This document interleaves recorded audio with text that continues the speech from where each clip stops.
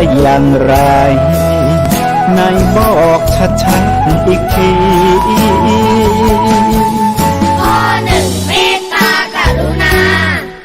ข้อสองสัมมาอาชีพข้อสามกามสังวรข้อสี่ต้องมีสัจจะข้อห้าสติสัมปชัญญะศีลห้าข้อทำห้าข้อทำใจทำได้สักข้อหรือยังมีศีลสุขล้ำมีธรรมสุขใจวอนพี่น้องไทยช่วยกันใส่ใจจริงจังยุคสมัยสื่อออนไลน์ทั้งโทรโจมตีใจเราทุกทางมีศีลมีธรรมเคียงข้างชีวิตพบทางสุขใจ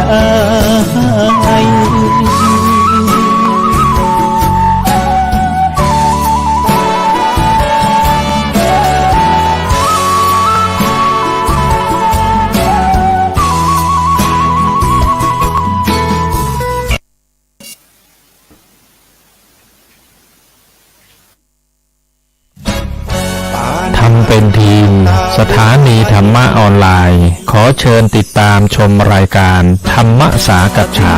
สนทนาธรรมตามการคุยทุกเรื่องทุกประเด็นเติมธรรมะให้หัวใจเติมอาหารใจเติมพลังใจให้ตนเองเป็นประจำทุกวันเวลา 20 นาฬิกาเป็นต้นไปโปรดกดปุ่มติดตามและกด Subscribe เมื่อทำเป็นทีมมาเราจะได้พบกันเพื่อรับฟังสารธรรมข้อคิดดีๆมากมายรับบุญง่ายๆด้วยการกดแชร์เผยแพร่เป็นธรรมทานสัพพทานังธรรมทานังชินาติการให้ธรรมะย่อมชนะการให้ทั้งปวง1แชร์1บุญมีค่าเท่ากับเผยแผ่ธรรมะให้กว้างไกลแชร์ไปมากยิ่งได้บุญมากเป็นการเปิดโอกาสให้คนได้รับฟังธรรมพบปัญญามีความสุขพ้นจากทุกข์ด้วยการฟังธรรมะมาทวงคำมันหมู่บ้านศีลห้าถือเป็นพันธะ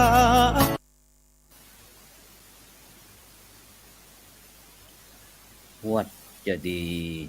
มีหลักฐานเพราะบ้านจ่วยบ้านจะสวยเพราะมีวัดดัดวิสัยบ้านกับวัดพัดกันจ่วยอำนวยชัยถ้าคัดกัน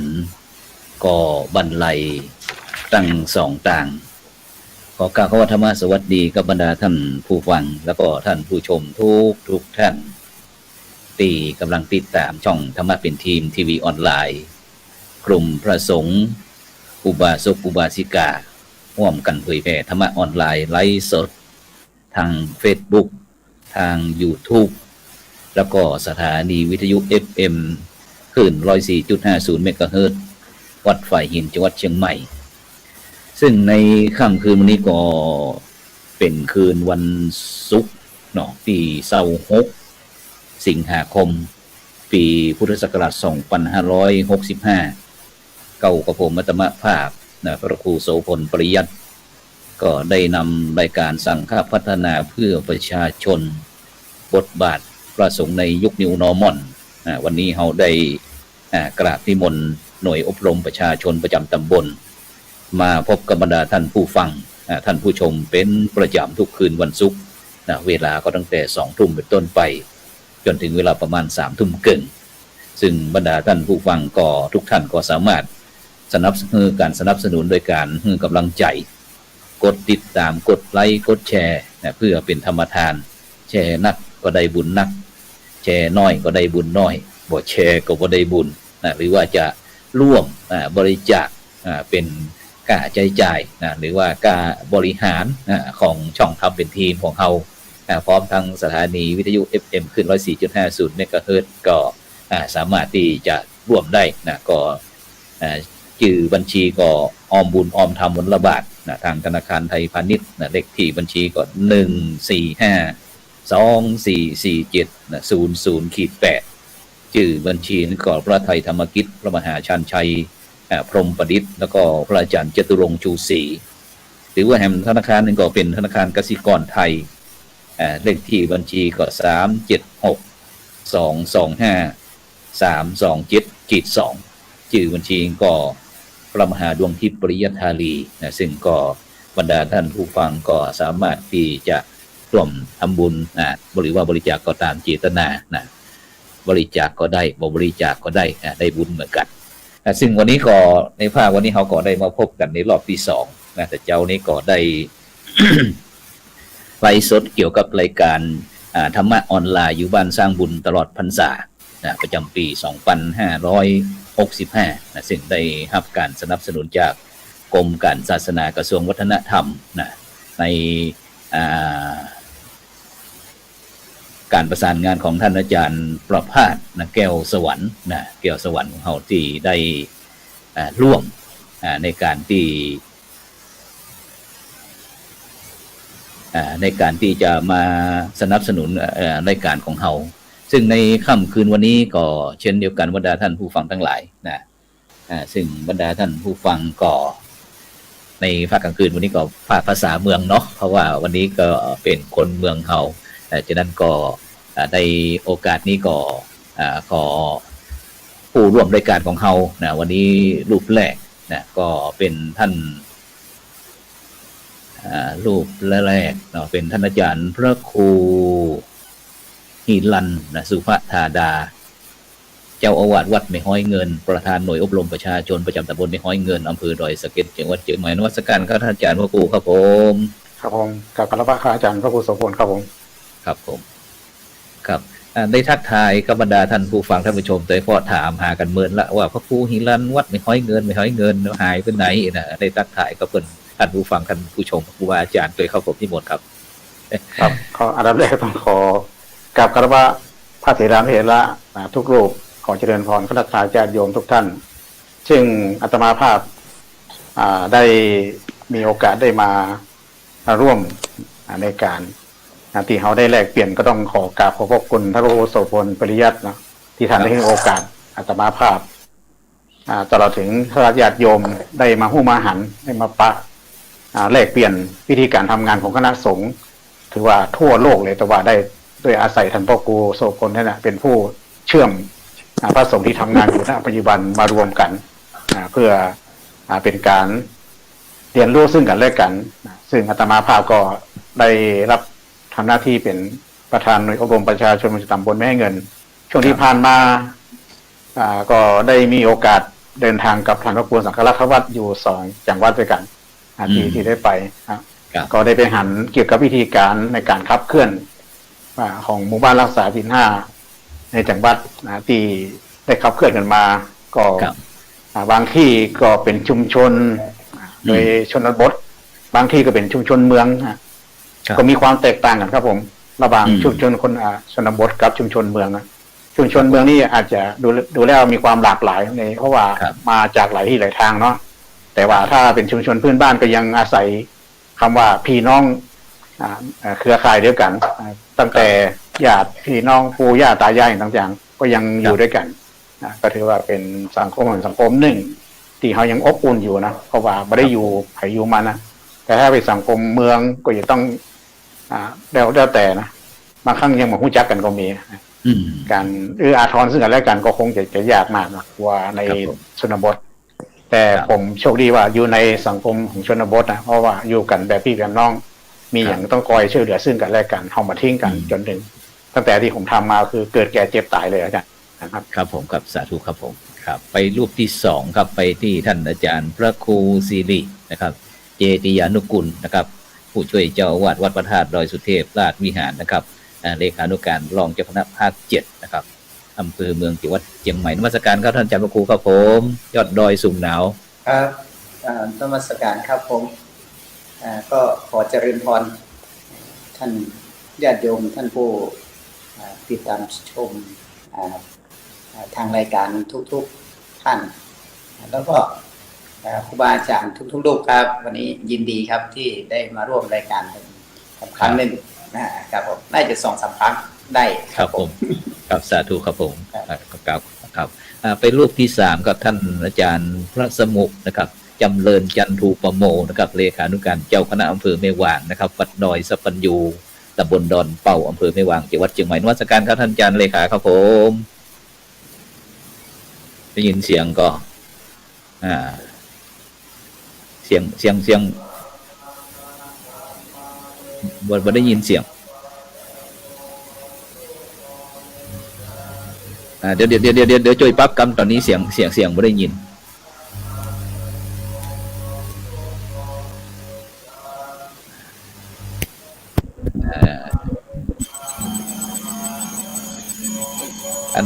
ท่านอาจารย์จำเริญตอนนี้เสียงไม่ได้ยินเนาะเดี๋ยวเอาดีละเอาดังละได้ยินนะครับอาจารย์ครับผมครับนิมนต์ครับถวายความเคารพครูบาอาจารย์นะครับผมเจริญพรสาธุชนทุกท่านนะครับผมครับผมหายหน้าหายตาไปเมินเนาะไม่ได้อ่านแค่อาจารย์2-3 วันนี่ติดงานอบรมหมดเลยอาจารย์นะครับไปทางใดมาทางใดอยู่ที่วัดดอยสัปปัญญูนะครับมีค่ายคุณธรรมแล้วก็มีขับเคลื่อนเรื่องสุขภาวะของท่าสุสามณีอาจารย์ครับผมครับโอเคครับจากนั้นไปแหมรูปหนึ่งก่อนครับ ไปที่ท่านอาจารย์พระครูสังฆลักษณ์ทวัฒน์นะครับสุทธิยาโนนะครับเจ้าอาวาสวัดถาวรรังสีม่วงตนนะครับเลขานุการหน่วยอบรมประชาชนประจำตำบลแม่ห้อยเงินนะครับอำเภอดอยสะเก็ดจังหวัดเชียงใหม่นมัสการครับท่านอาจารย์พระครูสังฆลักษณ์ครับผมสวัสดีครับอาจารย์พระครูโสพลปริยัตินะครับครับผมพร้อมด้วยท่านอาจารย์ท่านพระครูสิริเจติยานุกูลท่านอาจารย์พระครูยิรันสุภาธาดาอาจารย์จากดอยสัมพันยูนะครับแล้วก็ท่านผู้ชมผู้ฟังต่างขึ้น104.75 104.50วัดไฟหินแล้วก็ช่องธรรมะเป็นทีมขึ้นสีข่าวนะครับวันนี้ก็มาปักกันในภาคภาษากำเมืองนะครับเนาะภาษาเมืองครับผมวันนี้ครับผมก็เดือนเราก็ปักกันในภาคภาษาไทยปัจจุบันนี้หมู่บ้านสินแท้ต่อเซตก็มาอู้กันในสมัยรัก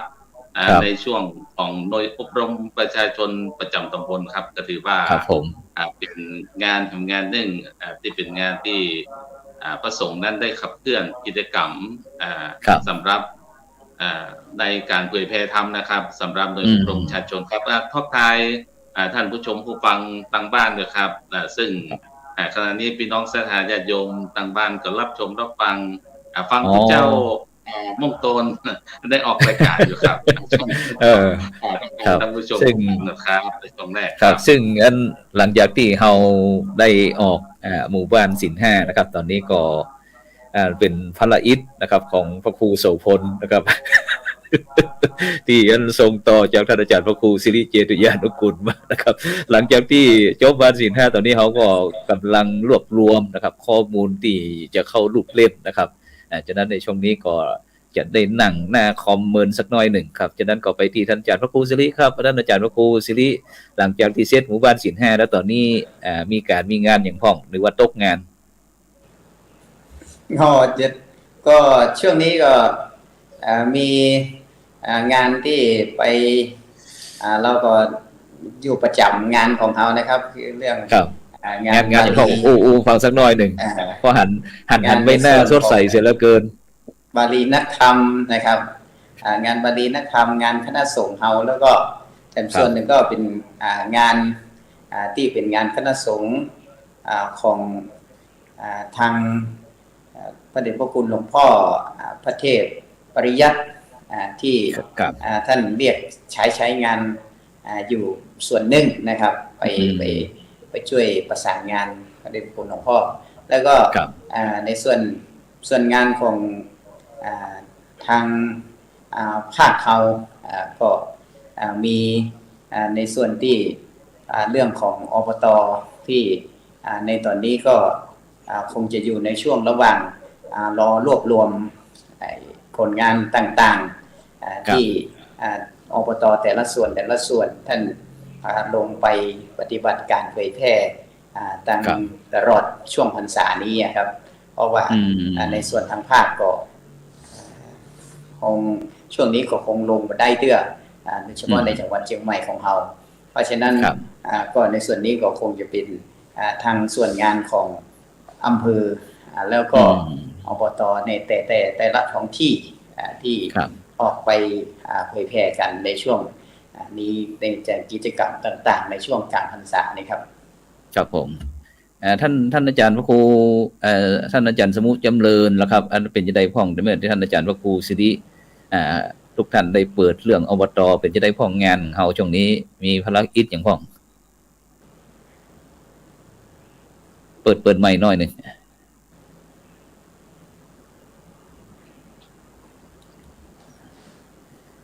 อาจารย์ช่วยเปิดใหม่หน่อยหนึ่ง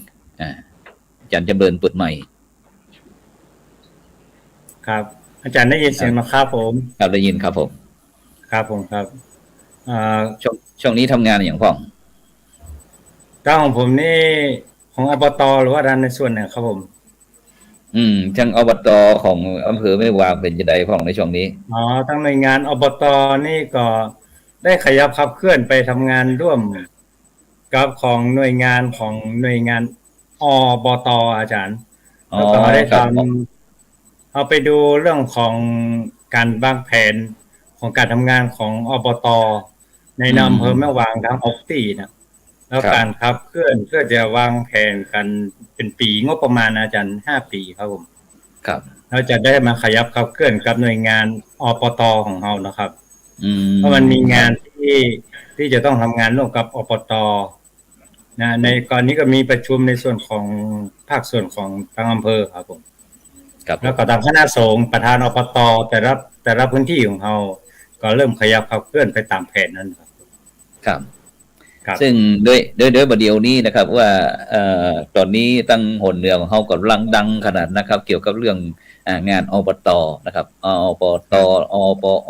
ปจนะครับหรือว่าอบกนะครับซึ่ง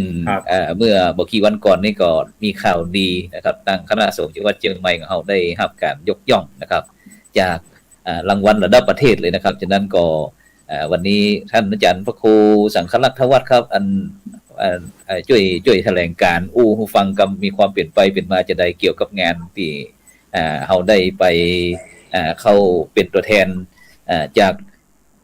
เชียงใหม่ของเขาครับได้เข้าไปสู่ระดับประเทศครับมันมีความเปลี่ยนไปเปลี่ยนมาจะได้พ้องครับนิมนต์ครับครับในส่วนของกิจกรรมโดยอบรมยังหนเหนือเขานี่ก็ได้ขึ้นชื่อมาเมื่อนะครับในส่วนของการเข้าร่วมคนท้องว่าโครงการสร้างสุขภาวะครับวิถีพุทธครับจ้ะครับการสร้างสุขภาวะคือการสร้างสภาพให้เกิดความสุขในสังคมว่าจะแยกใดให้เกิดสภาพความเป็นสุขที่เกิดขึ้นในสังคมนั้นๆครับ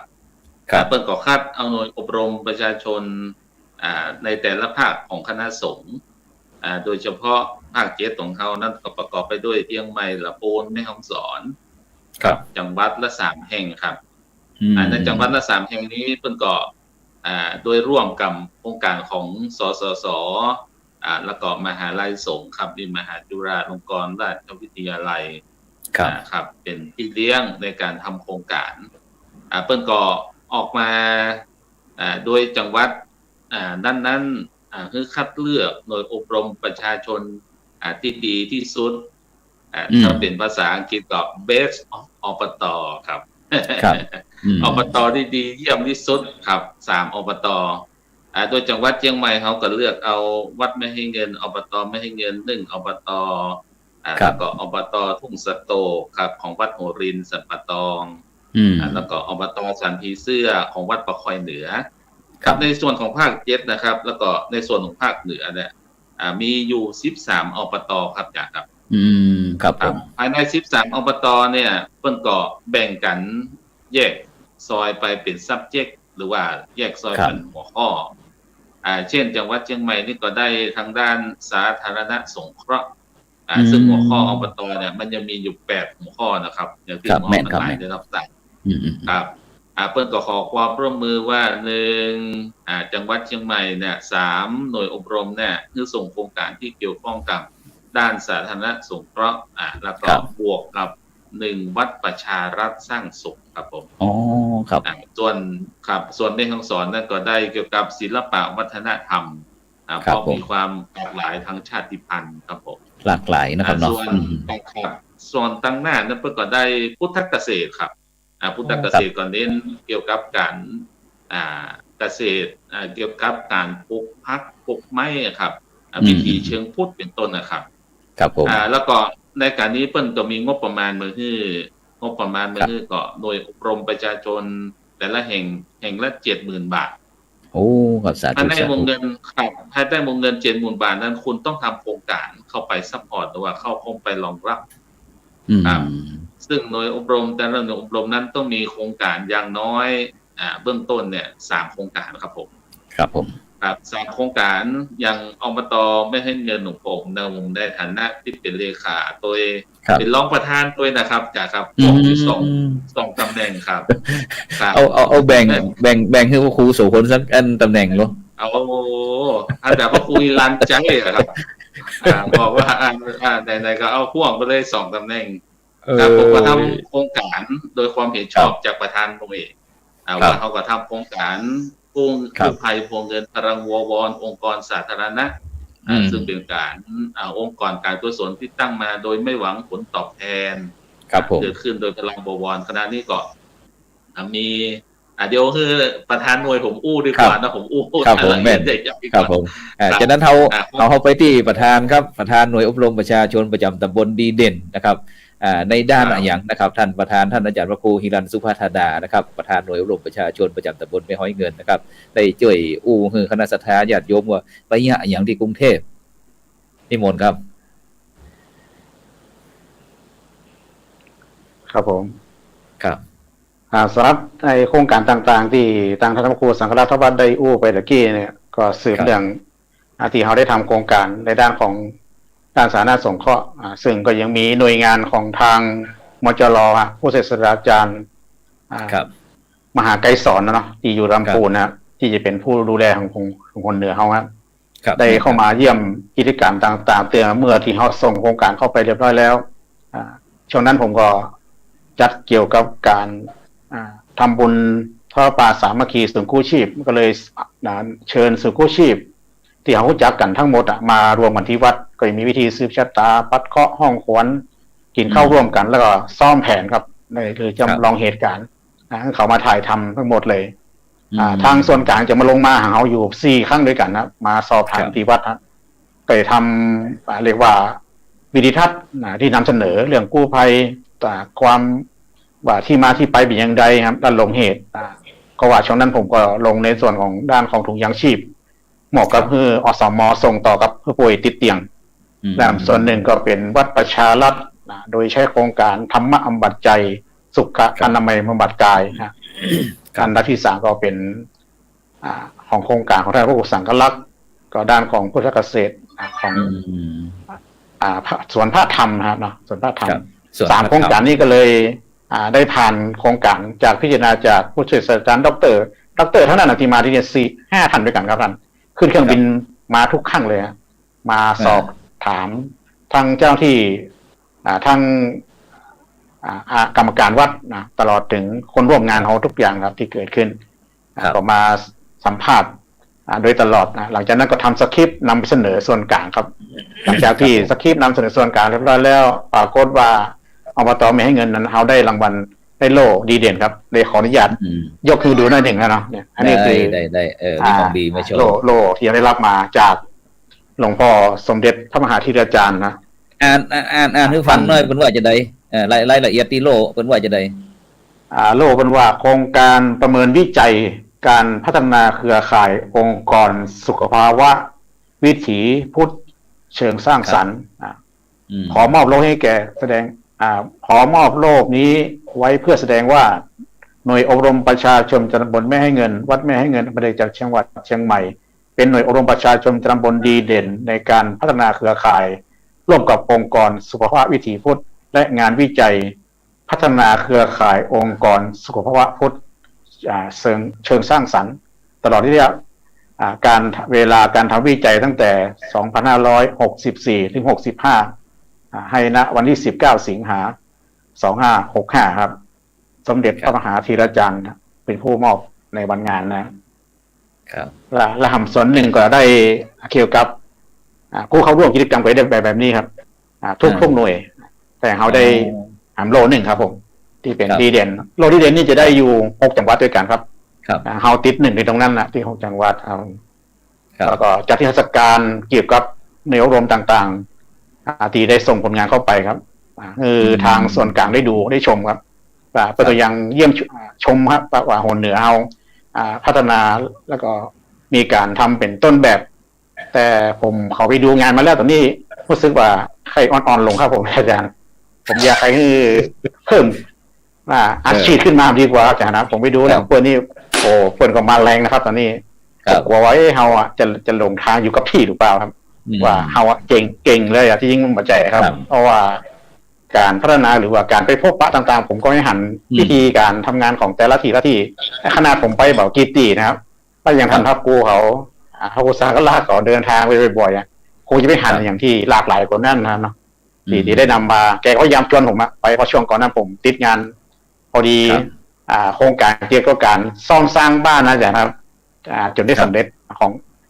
คุยสักหน่อยเรื่องโครงการที่สร้างบ้านสร้างซ่อมบ้านแกผู้ที่ก็ได้เท่าไหร่ผมก็โครงการซ่อมสร้างบ้านครับอาจารย์นะซ่อมสร้างบ้านของจังหวัดครับอาจารย์นะแล้วก็ทางอำเภอเดลเกตเฮานี่มีอยู่6หลังด้วยกันนะที่ต้องได้ช่วยในการซ่อมสร้างในวงเงินอยู่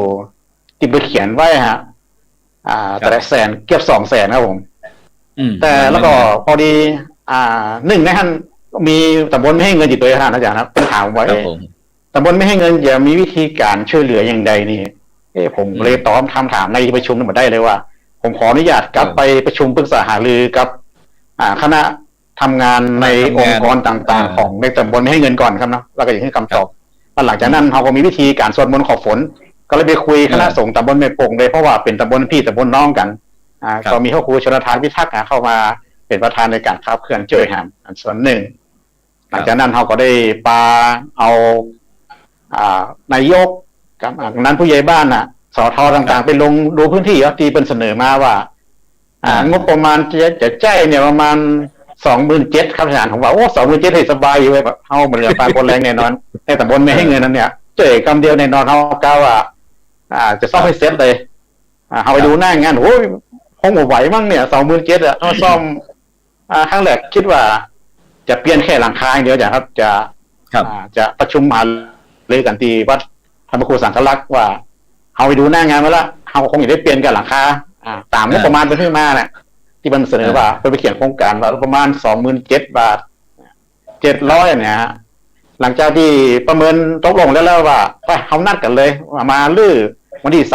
23เราบอกเขาเบิ่นว่า2วันเสร็จแน่นอนสั่งมิเตอร์ชีทมาหมดแล้วครับเล็กเตี่ยมุงเปลี่ยนหลังคาเปิดเรียบร้อยหมดหลังจากที่วันที่23นัดกำนันผู้ใหญ่บ้านผู้ช่วยอย่างต่างๆทั้งจิตอาสามาร่วมกันเตะบ้านเหมือนกันไปเหลือครับเตะออกไปเดียวก้นลงมดขนาดนั้นโอ้เอาแล้วปัญหาใหญ่ไปช่วยเหรอไปบนพระเจ้าก็ให้ได้บนทำไปช่วยกันครับผมเพราะว่านัดกันแล้วในประชุมบ่าครับไปช่วยกันคนโดยเฉพาะ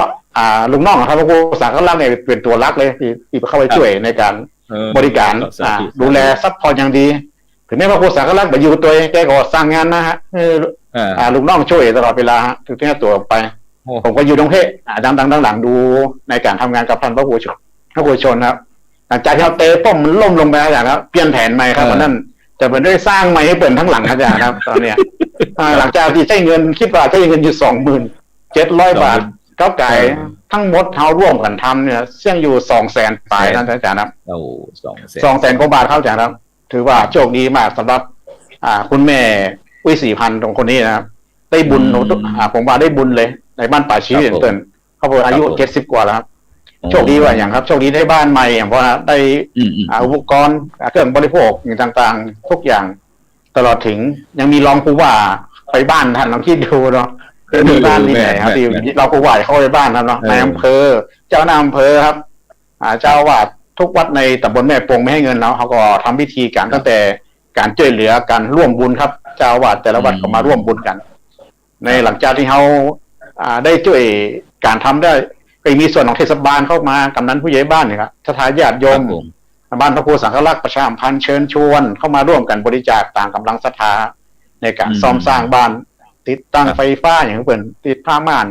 ก็เลยอาศัยเนี่ยพลังบวรตรงนี้อาจารย์นะในการขับเคลื่อนช่วยสร้างบ้านจนเสร็จสิ้นแล้วก็มอบกันในวันที่8นะในเป็นถวายพระราชกุศลแด่พระนางเจ้าบรมนาถนะหรือว่าแม่พันปีหลวงของเขาในวันนั้นเรามีการเปิดเกวสักการะทั้งพระเจ้าอยู่หัวในรัชกาลที่10ตัวเองแล้วก็ส่งบ้านให้เปิดก่อนที่เขาจะให้เปิดขึ้นอยู่บ้านคณะสงฆ์เขามีวิธีการสูดถอนอาจารย์นะเจริญพุทธมนต์ฟรีให้เปิดแห่งอาจารย์มอบเหมือนยังซื้อรถใหม่มอบพวงกุญแจให้เปิดในวันนั้นเลยอาจารย์นะอันนี้ก็คือสิ่งที่ทำให้เจ้าของบ้านเป็นทราบซึ้งน้ำใจเนาะโดยเฉพาะเจ้าวาดเป็นไว้ทิ้งก็คือพระโกศลก็ลากกันแหละดูแลเกี่ยวกับอาหารการกินทุกอย่างอาจารย์ค่าแรงว่าอย่าเอา2 วันเอาไหนได้17 วันทันด้วยกันจ่ายค่าอาหารการกิน30,000 ไปพระโกศลก็ลากเนี่ยดูแลในด้านของอาหารการกินเขาก็เอาเลยทุกศาสตร์ส่วนมารวมมาดูว่าทั้งหมดมันเสี่ยงต่อใดเนี่ยว่าไม่โครถไถขนดินชาบเล็กอุปกรณ์ต่างๆนะจนถึงในการติดระบบไฟฟ้าต่างๆปั๊มน้ำต่างๆเนี่ยก็รวมเป็นเงินอยู่200,000 กว่าบาททางอาจารย์นะอันนี้ก็เป็นสิ่งที่น่าภาคภูมิใจในตำบลไม่ให้เงินเราได้สร้างตรงนี้กิจกรรมเขายังมีต่อเนื่องหลายเรื่องครับอาจารย์นะบอกว่าห้องเรียนนะเขามีเห็นไหมขบวนทอดปลาสามัคคีครับเพื่อหาทุนในการหาครูสอนนะอาจารย์นะเพราะครูสอนตรงนี้มีน้อยลงครับมันพอจนนั้นห้องเรียนนะก็เลยต้องได้สอบหาทุนเพื่อจ้างครูสอนพิเศษครูมันครบห้องเรียนต่างห้องครับครูสอนนี่หมายสอนพระเนรหรือสอนนักเรียนครับสอนนักเรียนนะผมอาจารย์ที่โรงเรียนไม่ให้เงินพอดีมีครูบักครบอาจารย์เพราะว่านักเรียนเขามีน้อยนะเขาจำเป็นต้องได้หาครูเข้ามาเพิ่มเพื่อมันครบห้องเรียนนะก็ต้องได้จ้างสตางค์รวมกันเหมือนกันฮะต่อปลาสามัคคีซิทเก่าทั้งหมดฮะเข้ามาร่วมกันครับเจ้าบ้านนะก็ได้เงินอยู่ประมาณ100,000 กว่าบาทเท่านั้นส่วนหนึ่งก็จะเอาไปแต่งในส่วนของติดครูกับเบื้องอาจารย์นะส่วนหนึ่งก็จะต้องเก็บการว่าจ้างครูสอนนะที่ผ่านมาก็ปล่อยป่าอาจารย์นะ40,000 ตัวเพราะที่ของเขานี่จะต้องปล่อยทุกปีในวันในบางครั้งก่อนวันแม่บางครั้งก็หลังวันแม่ปล่อยดีกลางเขาเรียกว่าสายน้ำแม่ปงไม่ให้เงินนะเป็นปลาตะเพียนทองของเป็นปลาบ้าอย่างนั้นก็ได้รับการช่วยเหลือจากศูนย์พัฒนาผู้ยงไข่แล้วเขาก็ร่วมกันช่วยกันในการปล่อยปลาไปฮะกิจกรรมผมก็มีต่อหนึ่งฮะต่อเรื่อยๆอย่างวันพระนี่เหมือนกันก็อย่างผมก็จะมีเวลาในการบริหารจัดการก็คือ7 โมงเช้านี่เริ่มไหว้พระรับศีลบ่เกิน7 โมงเกินเลิกแล้วนะหลังจากเลิกเสร็จท่านใดที่อยู่ต่อเขาก็มีเข้าเลี้ยงต่อแฮมแล้วก็ทำเป็นดอกไม้จันทร์นะอย่างเนี้ยอันนี้ตัวอย่างดอกไม้จันทร์มาจากหวยเก่าเนี่ยวันนี้เจ้าบ้านตีเป็นแบบปิ๊กบ้านเปิดแปลงดอกไม้จันทร์ผมก็เอาทูบเทียนจากในการที่เปิ้ลมาใส่ขันดอกครับเนาะใส่ขันดอกเทียนทูบเอากระบะขวานแล้วเอามาประดับแปลงเป็นดอกไม้จันทร์ดอกไม้เอาไปตากแห้งเพื่อว่าจะเอาไว้เป็นที่อบสมุนไพรครับอาจารย์คือว่าสถานะวัดแล้วของทุกอย่างของเปิดที่มันมาว่าแต่เขาใจงานทั้งหมดนะแบบว่าทิ้งขว้างเลยครับผมอันนี้เขาคือว่าเพราะว่าทางวัดเขามีมอบลงครับมอบลงศพโดยมอบผ้าไตรบางสกุลดอกไม้จันทร์ให้กับญาติผู้เสียชีวิตครับเอาไปประกอบพิธีทางพุทธศาสนานี่เป็นต้นอย่างในวันที่28ที่ผมก็มีอบรมในส่วนของผู้อำนวยการศูนย์เด็กเล็กของเทศบาลใน2 อำเภอนี่ครับมีอำเภอเดสเกตแล้วก็อำเภอสันกำแพงวันที่วันอาทิตย์นี้จะถึงเนี้ยเขาก็ใช้สถานที่วัดเขาเนี่ยใช้ในการเพื่ออำนวยประโยชน์ให้กับทุกองค์กรต่างๆครับยิ่งใช่ยิ่งดีครับยิ่งได้บุญ2 ต่อครับญาติโยมที่นี่ก็เหมือนกันหลังจากรวมบุญแล้วคุณก็จะมาใช้สถานที่โดยคุณก็ยังได้ให้คนอื่นมาใช้ครับก็ได้บุญ2 เด้งอาจารย์เนาะเอาไปมาก็เรียกว่ายิ่งใช่ยิ่งดีครับในเรื่องของการใช้สถานที่ต่างๆครับช่วงนี้ก็ยังมีกิจกรรมนะครับในด้านของส่งเสริมอาชีพก็ลงตามหมู่บ้านต่างๆครับก็โดยอาศัยกศน.เข้ามาเป็นผู้ดำเนินการค่าใช้จ่ายทั้งหมดและการวิทยากรนะคือเขาแค่ตัวเชื่อมประสานระหว่างเครือข่ายองค์กรนั้นๆอย่างนั้นเอามารวมกันครับผมเพื่อสร้างรายได้แล้วก็สร้างความเอื้อเฟื้อเผื่อแผ่ในชุมชนเราอย่างนะเพื่อ ครับผม คือนะที่ผมว่าข้างต้นนะคือเขามาทิ้งกันนะตั้งแต่เกิดแก่เจ็บตายอันนี้ผมขออนุญาตเกรินนำไปอีกก่อนครับ ครับผมครับไปที่ท่านอาจารย์พระสมุจำเริญครับท่านอาจารย์พระสมุจำเริญจันทูปโมครับได้ยินวัดไม่ห้อยเงินได้ถึงเกี่ยวกับเรื่องการทำงานนะครับของเปิ้นเนี่ยแล้วทีนี้ที่อำเภอแม่วางของเฮานี่ครับในฐานะที่เป็นเลขานุการเจ้าคณะอำเภอแม่วางด้วยนี่ครับแล้วก็จะดูแลเรื่องงานนี้เป็นพิเศษเพราะหลวงพ่อเจ้าคณะอำเภอนี่เปิ้นจะ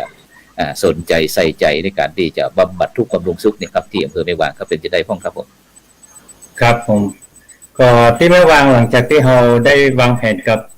หน่วยงานราชการนะครับแล้วว่าหน่วยงานเครือข่ายต่างๆในช่วงเข้าพรรษานี่ทางอำเภอแม่วางขอประกาศเป็นแผนหนึ่งที่เราทำคือธรรมะสัญจรนะอาจารย์ทุกวันเสาร์พรุ่งนี้ก็จะเป็นวัดหลวงพ่ออำเภอแม่วางเราแต่ว่าเราเริ่มตั้งแต่เข้าพรรษามาแล้วล่ะเอาธรรมะสัญจรเข้าไปก็จะเวียนไปทุกวัดทุกตำบลกันเนาะแต่ว่าโดยหลักๆแล้วจะอยู่ตำบลดอนเปากับบ้านกาดอันนี้ก็ในระหว่างที่ธรรมะสัญจรนะอาจารย์ก็ยังมีการพบปะก็ถือว่าเป็นการงานสาธารณสงเคราะห์ตัวอาจารย์ครับก็จะไปเยี่ยมเยียนผู้เปราะบางแล้วก็มอบสิ่งเข้าของเนาะที่เขาทำกันไปร่วมงานกับหน่วยงานกิ่งกาชาติครับแต่ว่าในท่าประลงสมมติว่าเขาลงพื้นที่ที่วัดสัมยูเพิ่งทำผ่านมานะครับเนาะก็จะมีการระดมกลุ่มมันจะมีกลุ่มที่พี่น้องผู้เปราะบางทางสังคมออกไปเยี่ยมเปิ้นแล้วก่อนธรรมะสัญจรนี่มันมารวมกันแล้วหลวงพ่อเดี๋ยวท่านอาจารย์สมุเดี๋ยวขออนุญาตหน่อยสำหรับคือความหมายคำว่ากลุ่มเปราะบางนี่หมายถึงจะได้อันบรรดาท่านผู้ฟังท่านผู้ชมที่กำลังติดตามเขาอาจจะว่าเปราะบางนี่บางผิวมันบางก็อีเนี่ยเปราะบางนี่หมายถึงจะได้ห้องช่วยขยายหน่อยนึงยกตัวอย่างของกลุ่มเปราะบางนี่มันจะมีจำกัดอยู่ประมาณ7อย่างครับกลุ่มแรกก็คือกลุ่มผู้ยากไร้เนาะอาจารย์เนาะกลุ่มผู้ยากไร้ยากจนเนี่ยครับผู้ยากไร้ยากจนแล้วก็กลุ่มผู้ป่วยติดเตียงเนี่ยอาจารย์แล้วก็กลุ่มที่แม่วางขยับขยื่นที่ดำเนินต่อมาหลายปีละก็เป็นกลุ่มผู้เปราะบางทางด้านไร้สถานะทางทะเบียนนะครับแล้วก็ตอนนี้พยายามจะส่งเสริมทางด้านเรื่องการศึกษาสงเคราะห์นะการศึกษาสงเคราะห์นี้ก็ติดตามกันเข้าไปมันมีการศึกษาทางเลือกหนึ่งซึ่งกำลังเริ่มเปิดลองดูการศึกษาสงเคราะห์พอดีผมติดตามเฟซทางอาจารย์นะครับหันน้องเน้นตัวน้อยนะครับเอามาบวชเอามาอย่างกันอ๋อครับผมก็เป็นความร่วมมือของคณะสงฆ์ทางสายใต้เนาะเชียงใหม่เฮาครับมีอำเภอหางดงมีหลวงพ่อหางดงเจ้าคณะอำเภอหางดงนะครับแล้วก็มีหลวงพ่อสัปปะตองหลวงพ่อแม่วางก็เห็นชอบว่าการศึกษามันมีทางเลือกหนึ่งเขาก็เลยเอาละอ่อนตัวน้อยๆที่เปิ้นมันมีโอกาสทางการศึกษาหรือว่ามีความเสี่ยงเนาะเป็นกลุ่มเสี่ยงก็เป็นกลุ่มหนึ่งที่เปราะบางอยู่เอาก็เลยเอาเปิ้นมาบวชเรียนนะมาบวชเรียนก็ส่วนมากจะมาจากครอบครัวที่มีปัญหาครับพ่อแม่ย่าล้างไปอยู่กับพ่ออุ้ยแม่อุ้ยพ่ออุ้ยกับแม่อุ้ยก็ดูแลก็บอกค่อยได้ก็เลยส่งต่ออย่างที่วัดดอยสัพพัญญูตอนนี้มีตรงโม้ตรงเอานี่สาวฝ่ายที่เป็นปฐมครับอยู่กุฏิได้ยินอาจจะมีเสียงสอดแทรกเข้ามาอยู่กุฏิผมประเดียวนี่12ตัวตะกี้อาจารย์ที่โอนตะกี้กำลังว่าเน้นกำลังสวดธรรมะเสร็จนะกำลังจะท่องนักธรรมกันต่อวันนี้อาจารย์ปันเดอร์กำลังให้พี่เลี้ยงเพิ่นดูแลอยู่ไปท่องนักธรรมไปก็เป็นการศึกษาทางเลือกอาจารย์นะครับก็ส่งข้อมูลไปเนาะเพราะว่าการอยู่การเดินทางอย่างเงี้ยแต่หลวงพ่อเจ้าคณะอำเภอแม่วางท่านก็เล็งเห็นตัวนี้ครับก็เลยมีการระดมพระครูอย่างก็สุทธิยานรังสีครับหลวงพ่อพระครูสุทธิยานรังสีเจ้าคณะอำเภอแม่วางแล้วก็หลวงพ่อพระครูอาทรวิสุทธิคุณแล้วก็หลวงพ่ออันนี้หางดงครับผมหลวงพ่ออย่างแหมเจ้าคณะอำเภออย่างแหมสันปะตองครับผมหลวงพ่อพระครูอย่างก็ท่านอาจารย์พระครูศิริ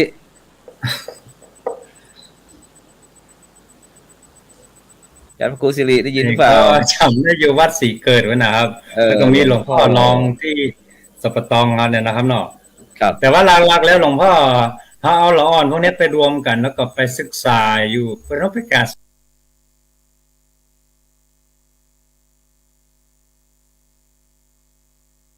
สุขพิเศษก็ได้รับความร่วมมือจากการศึกษากระทรวงศึกษาธิการก็จัดเป็นการศึกษาทางเลือก นะ อ๋อ การศึกษา ครับผม เริ่มเห็นบอกว่าตอนแรกจะมามีงบประมาณเข้ามาสนับสนุนเขาก็คณะสงฆ์ก็จะช่วยอย่างได้เนาะเมื่อที่อยู่ที่พักเปิ้ลที่กินเปิ้ลแล้วไปใครจะเป็นครูการศึกษาอีกครับ ก็เลยไปฝากปรึกษากัน ตอนนี้ท่านเป็นรองเขตการศึกษาก็ขยับขับเคลื่อนไปตอนนี้เป็นรองการศึกษาของเชียงใหม่เขต4เฮานะครับครับผม แกก็ขยับขับเคลื่อนไปจนทำให้มีสถานที่เรียนก็ตัวน้อยนะอาจารย์อย่างที่ผมทำไปเนาะก็ต่อยอดไปเรื่อยๆตอนแรกอย่างปีนี้ว่าจะเบานักนะเพราะว่ากำลังขยายครับ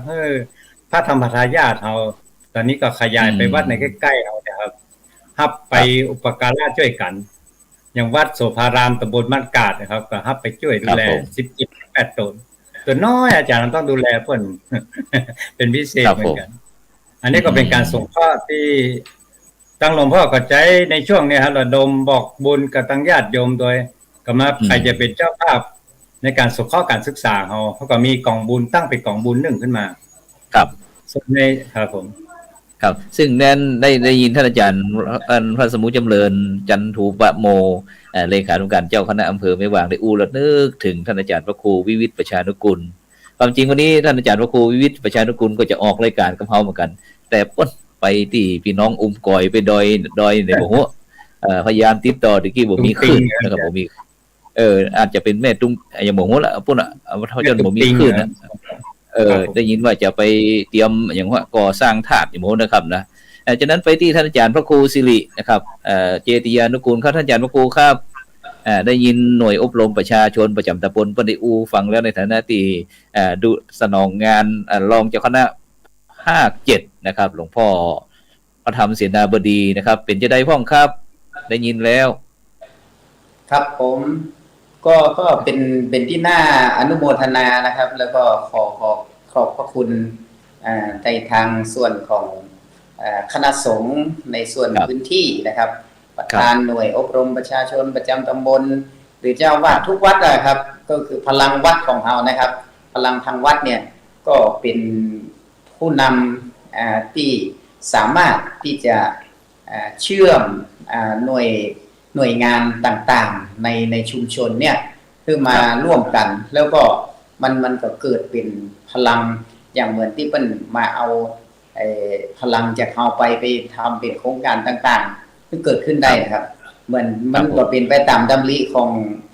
เจ้าพระคุณสมเด็จของเราตั้งแต่ต้นที่ว่าตั้งอบต.ขึ้นมาอบต.ของเรานี่ก็เพื่อที่จะใช้งานแลกเงินเนี่ยเหมือนที่ว่านะครับงบประมาณเดี๋ยวมันตามมาทีหลังเรื่องเงินมันตามมาด้วยศรัทธาตามมาด้วยการที่หันทุกเจ้าทำงานเมื่อเราทำงานเมื่อเรานำไปเนี่ยจากจะสร้างบ้านแค่20,000เนี่ยจะสร้างเป็นอาจจะ2 ล้านก็ได้ก็โอ้โหนะเมื่อกี้ไม่ห้อยเงิน200,000ไปไม่ห้อยเงินออกแหงอย่างน้อย2 ล้านเนี่ยยังได้เลยนะครับก็อันนี้เพราะว่าอันนี้เป็นพลังที่เป็นศรัทธาญาติโยมเนี่ยพร้อมที่จะร่วมกับพระสงฆ์องค์เจ้าของเราเขียนแต่ขอว่าคือ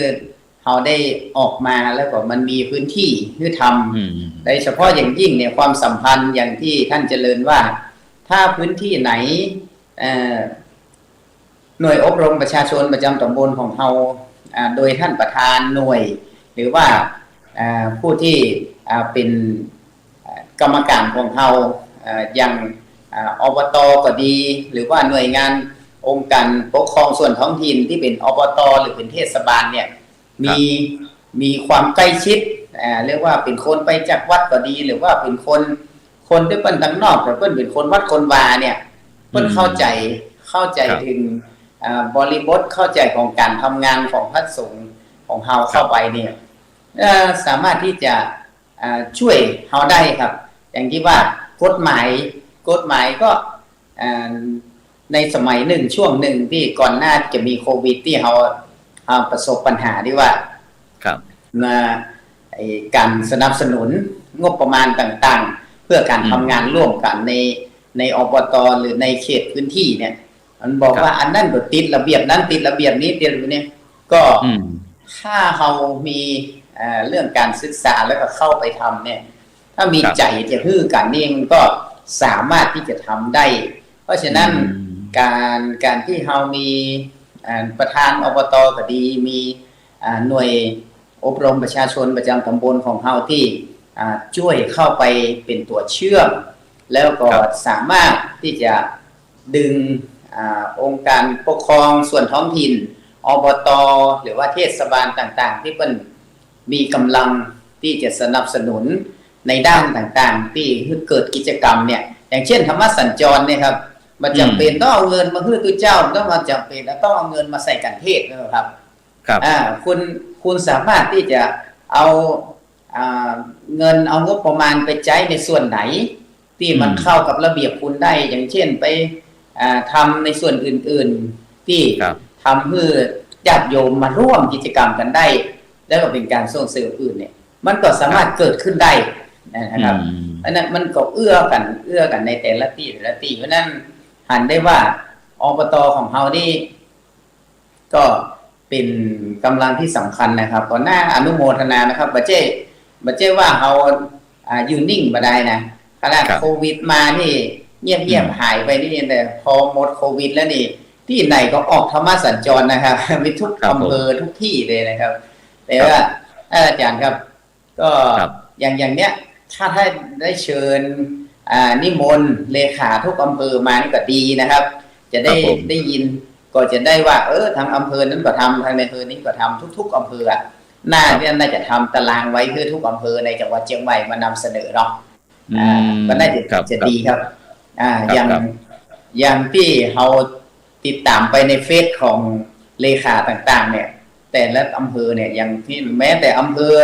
ทุกอำเภอทำงานนะครับแต่ว่ามันจะขึ้นอยู่กับว่าอาจจะออกนำมาเสนอในต่างด้านหน้าสื่อมากน้อยเพียงใดแต่ละแล้วเดี๋ยวนี้การระดมทุนนี่มันก็ง่ายนะครับแล้วก็ระดมทุนบอกบุญออนไลน์เนี่ยขอให้มีรับมีฐานนะแต่อย่าลืมนะครับว่าขอให้มีรับมีฐานขอให้มันเป็นทางการป้องกันตัวเลยเจ๊ทำงานเพลินๆแล้วก็เอาพันหัวพันหางไปหมดอีกแย่นะครับเพราะฉะนั้นทำงานนี่คือเขาต้องรอดตัวนะครับต้องป้องกันตัวเองด้วยนะครับตัวนี้เขาเป็นผู้ที่สามารถที่จะทำได้ในระดับที่เป็นผู้ที่ชักนำและก็เป็นแห่งพลังหนึ่งหรือว่าพลังวัดถ้าพลังบ้านพลังราชการเข้ามาร่วมแต่มันก็ทำเพื่อแต่ละตีมีความแข็งแกร่งนะครับอย่างไม่ห้อยเงินอย่างเงี้ยครับก็เรียกว่าติดลมบนไปแล้วนะครับติดลมบนไปแล้วนะอินเตอร์ไปแล้วครับอินเตอร์ไปแล้วน่าจะ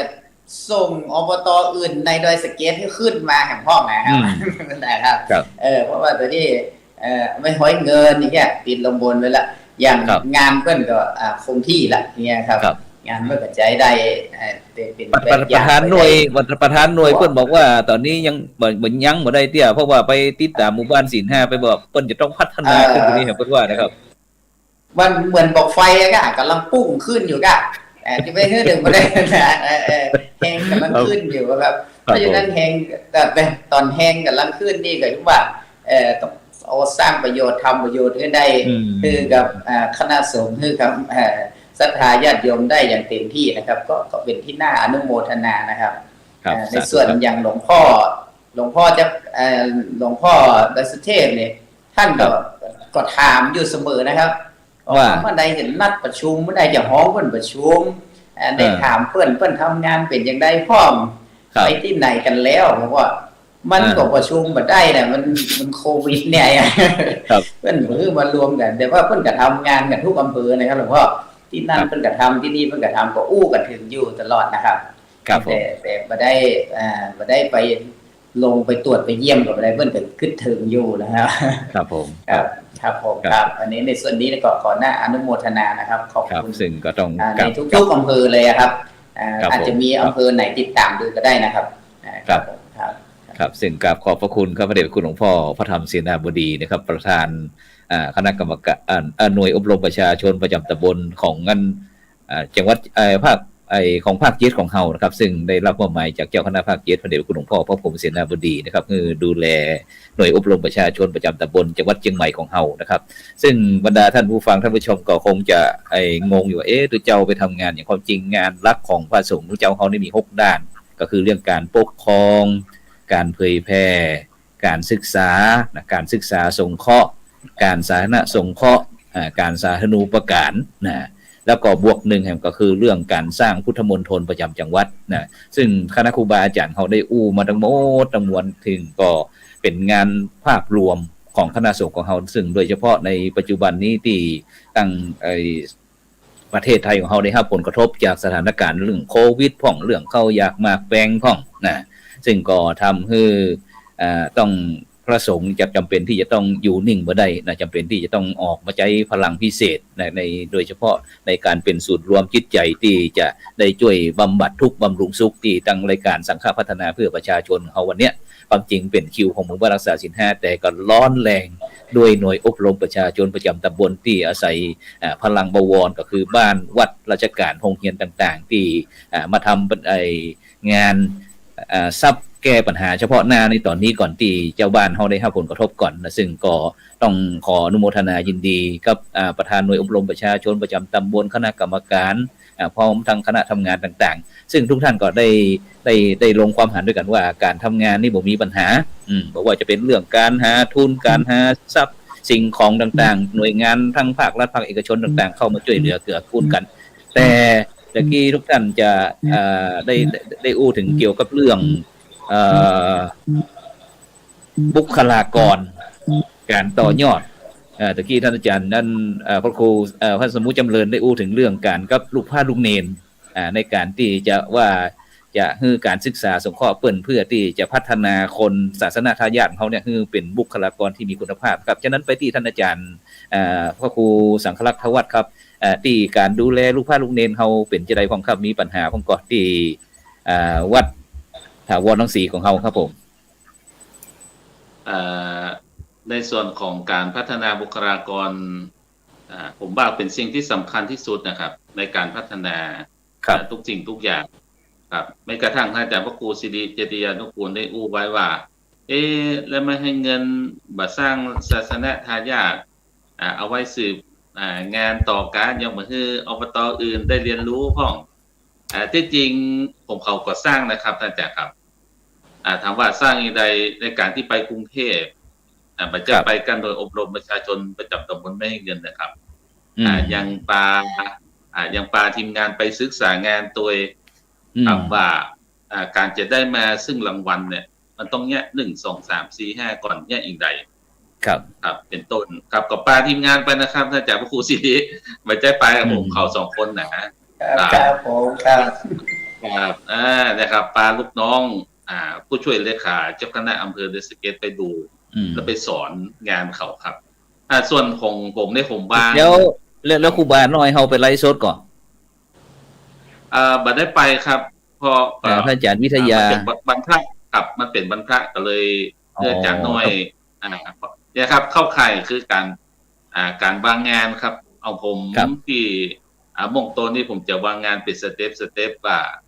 ผมมาอยู่เนี่ยทุกสิ่งทุกอย่างมันก็ต้องไปได้ครับจ้ะครับไปได้ทุกสิ่งทุกอย่างเช่นผมวางงานไว้ว่าทุกสิ่งทุกอย่างบาดเจ็บกระจุกตัวที่ผมอย่างเดียวเอาใจในรูปแบบระบบครับอย่างเช่นการสวดมนต์ไหว้พระก็จะมีเจ้าหน้าที่ประจำการดูแลวัดการดูแลทางด้านการเงินการดูแลทางด้านกิจกรรมการติดต่อประสานงานทุกสิ่งทุกอย่างไปได้หมดครับนะครับการสร้างสถานะทายาทก็เป็นสิ่งที่สำคัญอย่างเช่นตะเกียวันนี้วันพระวันศีลผมนั้นตั้งกองทุนสวัสดิการแห่งวัดไว้เพื่อเป็นการสงเคราะห์อนุเคราะห์ช่วยเหลือทางด้านการรักษาอาพาธพระภิกษุสามเณรทางด้านสงเคราะห์ศรัทธาสาธุชนญาติโยมผู้ป่วยติดเตียงกลุ่มเปราะบางเหมือนกับอาจารย์จำเริญว่านะครับแล้วก็สนับสนุนทางด้านการศึกษาของละออนเยาวชนตะกี้ก็ถวายอาพาธของอาจารย์น้อย5 ปันนะครับอันนี้ครับเขาก็ดูแลครับดูแลใจงานเป็นนักโลก ใช่ครับอันนี้ครับเขาปัจจัยกองทุนที่เราฟังว่าเขามี ครับผม ครับแม้กระทั่งก่อนท่านอาจารย์หลวงพ่อท่านพระครูและรำพิพัฒน์บุษบายอยู่คงยาเขากดสงเคราะห์นะครับแต่ครับเขากดสงเคราะห์2 ครั้งครั้งละ10,000ครั้งละ10,000เป็นเงินอยู่20,000นะครับเขาก็สร้างกองทุนไว้ครับปีหนึ่งเขาก็จ่ายมอบทุนให้กับพระภิกษุสามเณรเขาก็แยกเป็นระดับเช่นระดับมหาลัยระดับอุดมศึกษาระดับมัธยมมอบทุนสงเคราะห์ให้เจ้าบ้านหมู่บ้านละสงเคราะห์ผู้ป่วยติดเตียงผู้ยากไร้5 ทุนเนอร์มอบทุนการศึกษา5 ทุนของผมมี4 หมู่บ้านครับจ้ะครับ4 หมู่บ้านมอบ10 หมู่บ้าน10 หมู่บ้าน40 ทุนครับเป็นพื้นฐานแล้วน้องเนนน้องเนนเรื่องการศึกษาของน้องเนนทีนี้เขาดูคนตั้งภายในของเขาว่าน้องเนนของเขาเนี่ยที่วัดถาวรรังสีของเขาเนี่ยได้ซัพพอร์ตหรือว่าได้ช่วยเหลือเกื้อกูลสนับสนุนลูกพระลูกเนนจะได้ของสบายมากครับจ้ะครับได้อย่างเต็มปากเรื่องสวัสดิการเช่นเรามีการลดเดือนให้ครับถามว่าลดเดือนเขาได้ตั้งไหนเขาก็ได้จากการบิณฑบาตนะครับแล้วก็ตั้งตู้ไว้1 แก่นได้บิณฑบาตมาทุกคนจะรู้หน้าที่ครับได้มาก็เอาจอมสิ้นเดือนมาก็เอามีเจ้าหน้าที่นับลดเดือนไปโรงเรียนธรรมราชเปิ้นเดือนละปันผมฮื้อไปปัน2เลยครับอินดูลุงเปิ้นมานับไป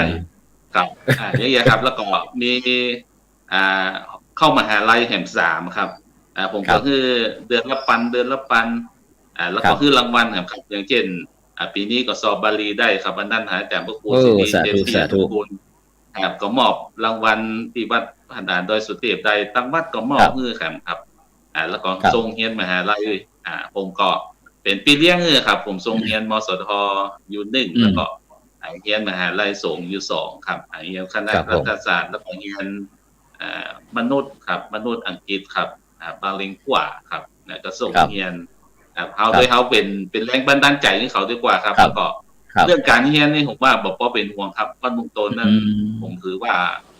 สุดยอดทั้งทางโลกและทางธรรมครับเรื่องสวดก็บ่มีปัญหาเรื่องทางธรรมก็บ่มีปัญหาเรื่องทางโลกก็บ่ด้อยครับอย่างน้อยเราส่งเขาถึงป.ตรีครับดูแลตั้งแต่ต้นเลยครับนี่ก็คือสิ่งที่เราดูแลทรัพยากรมนุษย์ก็คือว่าเราไปพอกับคนอื่นแต่เราต้องดูแลในครอบครัวของก่อนก็ถือว่าพระภิกษุสามเณรเป็นคนในครอบครัวครับผมไปตรวจงานผมมาอยู่เนี่ยทุกอย่างมันไปได้ครับแต่ครับมันต้องรอหัวหน้าสบายมากอันนี้ก็อธิบายให้ท่านผู้ชมได้ฟังทางบ้านว่าบางครั้งวัดก็เป็นหน่วยงานหนึ่งถ้าหากว่ามันเข้าระบบทุกสิ่งทุกอย่างมันง่ายเหมือนกับก่อนหนึ่งครับผมโชคดีอย่างหนึ่งผมมีโอกาสได้เรียนการบริหารทรัพยากรมนุษย์พอดีครับก็เลยว่าสาธุครับก็เลยจะวิจารณ์ความรู้ที่ตัวเก่าเรียนมาเนี่ยเอามาบริหารรถแล้วมันก็ง่ายตามนั่นแต่นะครับครับผมขอฝากไว้ครับผมไปที่ท่านอาจารย์พระครูหิรันสุภาดาดาครับประธานหน่วยอบรมประชาชนประจำตำบลแม่ห้อยเงินวัดแม่ห้อยเงินของเขาหลังจากที่เขาได้ช่วยเหลือเกื้อกูลในฐานะที่ประธานหน่วยอบรมประชาชนประจำตำบลคณะศรัทธาญาติโยมตามสถานที่ต่างๆแล้วนะครับแม้กระทั่งการที่เจ็บเป็นใครได้ป่วยต่างๆนะครับเขาก็ยังมีรถนะครับส่งรถฉุกเฉินอย่างต่างๆเข้ามานะครับที่นี้ในภายในวัดของเขาครับท่านอาจารย์พระครูครับเขามีการตีถ่ายทอดวิทยายุทธ์เนาะ เหมือนก็ที่ว่าทัดดาวเพิ่นได้รับจากอันเบอร์เสื้อเบอร์5จากปลื้มจิตไม่นะเพิ่นว่าถ่ายทอดกันนั้นรุ่นต่อรุ่นนี่นะครับเฮามีการปั้นบุคลากรของเฮาที่ภายในวัดแม่ห้อยเงินเฮาจะได้พ้องครับผมตอนนี้ผมนี่สถานการณ์ผมนี่ยังลำบากอยู่นะเพราะว่ามันต่างวัยกับผมเน้นผมอายุมันน้อยกันนะมันวิชาว่าอย่างต่างๆมันก็ไม่เคยมีแต่ละตัวก็ถนัดกันคนละทางอาจารย์นะมันอยู่ที่ใจครับนะฮะแต่ผมไม่ได้ฮือกระชอดเนี่ยตั้งในวัดนะผมฮือทางส่วนนอกเป็นชาวบ้านดูแลตามหน้าที่ต่างๆที่มาทดแทนตรงนี้ได้อยู่ครับอย่างเช่นถ้าอย่างศูนย์กู้ชีพผมก็มีหน่วยงานคอยรองรับไปเลยผมก็ต้องได้เป็นลงเหตุ ไปเก็บศพไปอย่างต่างๆก็ต้องมีเจ้าที่ไปดูแลไปเลย งานด้านสุขภาพผมก็คือทางเรียกว่าภูมิปัญญาชาวบ้านดูแลอยู่ หรือว่าพออาจารย์วัดเนี่ยด้านอื่นในด้านส่วนของกิจกรรมอื่นๆผมก็มีเป็นเครือข่ายเลยผมแค่เป็นตัวประสานงานนะแต่ผมจะต้องการอย่างละผมก็สามารถจัดขึ้นได้เลยอย่างมาอบรมที่วัดต้องการวิทยากรอบรมด้านใดเขาก็มีมาให้เขาจะอบรมด้านของจราจรขับขี่ปลอดภัยผมก็มีศูนย์ฮอนด้าต้องการน้ำดื่มผมก็มีบริษัทนิมซีเสงบริษัทห้างทองสินไพศาลเนี่ยผมก็มีเครือข่ายที่มาซัพพอร์ตในการบริหารจัดการคือไม่ได้หนักขึ้นกว่าเก่าครับบางครั้งผมนี่จะมันมีงบประมาณในการบริหารที่เป็นมาตรฐาน แต่ว่าสามารถทำงานได้ทั้งหมดอะหน้าตอนนี้แต่ข้อเสียก็คือเนี่ยสิ่งดีมาชดเชยกับผมเนี่ยตอนนี้ยังไม่สามารถที่จะหาตัวที่คล้ายๆผมอะจิตใจเหมือนอย่างผมนี่มาอยู่เพราะ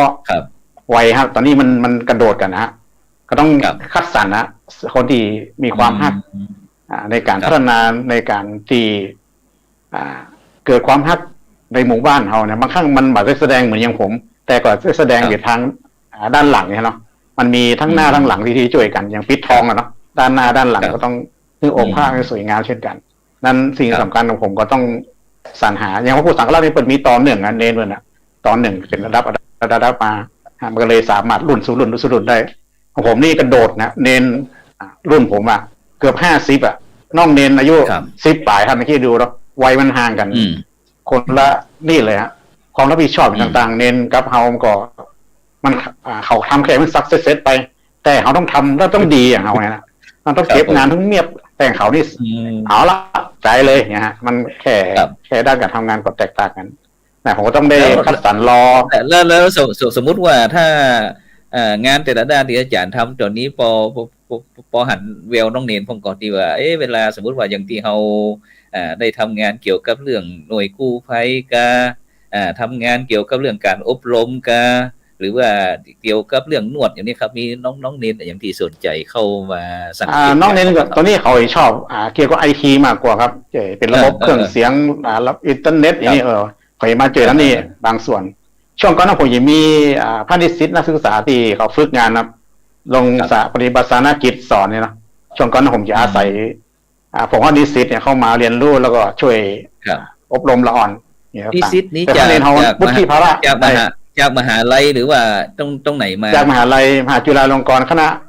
ครุศาสตร์ครับผมคณะครุศาสตร์ครูเดือดจะมา5 ตน 4 ตนเนี่ยครับแต่ตอนนี้โรงเรียนไม่ให้เงินนักเรียนลดลงมันมีประถมมันมีมัธยมก็จำเป็นต้องมาสามารถเข้ามาสอนตรงนี้ได้ครับอันนี้ก็เป็นทำปัญหาหนึ่งครับเราต้องอาศัยทางอาจารย์น้อยมงโตนะเข้ามาร่วมในการสอนที่โรงเรียนบ้านเมืองเขานี่นะใช่ครับต้องไปสอนตรงนั้นเพราะว่าผมมันหมดไวแล้วครับมันต้องเปลี่ยนไทยกับน้องๆเข้าไปสอนนะเพราะผมต้องทำงานในส่วนอื่นต่อเนาะเพราะว่าเขาจะมาทำงานทุกอย่างอย่างก็เฮาทุกอย่างผมว่ามันคงบัดใจทั้งนั้นละเขาแค่เป็นผู้บริหารจัดการซึ่งมันตรงที่คนต้องการว่าจะให้เขาทำในส่วนไหนมากกว่าครับอันนี้ก็คือ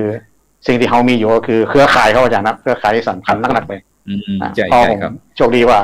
เครือข่ายมันมีทุกที่เนาะที่ต้องการในส่วนใดก็มาเติมเต็มผมมาในการขับเคลื่อนมันก็เลยแบบสะดุดสักใดในเรื่องตรงนี้แต่เขาก็หาวิธีการอย่างเช่นกู้ภัยเนี่ยตอนนี้เขาพอละรถเขาเหมาแล้วเขาเอาเครือข่ายเอาครับเขาทำจำเป็นต้องมาดูแลเขาเดียวครับอย่างถ้าเขาจะสร้างมนุษย์กบมาก็ต้องไปฝึกอบรมแล้วก็ไปซื้อถังออกซิเจนต้องซ่อมกันทุกเดือนนะต้องมีรายจ่ายเดือนละ20,000 บาทท่านอย่างนั้นต้องซ่อมเลยนะไม่ใช่ว่ามีออกซิเจนละถึงเวลาดำน้ำในกฎใดต้องเช็คอุปกรณ์ทุกอย่างให้พ่อเนี่ยหรือว่ารถยกเนี่ยผมก็ต้องอาหาเครือข่ายทุกคนนะเพื่อมาเป็นพระเอกด้วยกันท่านอาจารย์นะห้องเป็นพระเอกคนเดียวฮะทุกคนต้องมาร่วมกันทำงานตามถนัดของท่านในด้านนั้นๆนะอันนี้ก็คือสิ่งที่ผมได้ทำงานแล้วก็ทำอย่างก็ง่ายๆอาจารย์เพราะว่ามันมีเครือข่ายเข้ามาเติมเต็มมือเขานะก็เลยงานใหญ่ๆก็เป็นงานเล็กๆไปเลยมันยังสนุกอาจารย์ม่วนอาจารย์ม่วนไปเลยประมาณนี้งานต่างๆเขาทำแล้วต้องดีแล้วก็ต้องเงียบอาจารย์ต้องเก็บให้เรียบร้อยหมด ครับผม ไม่ได้การสร้างบ้านเหมือนกันเนี่ยนี่ไอ้ยังนึงมาจบนะอาจารย์นะ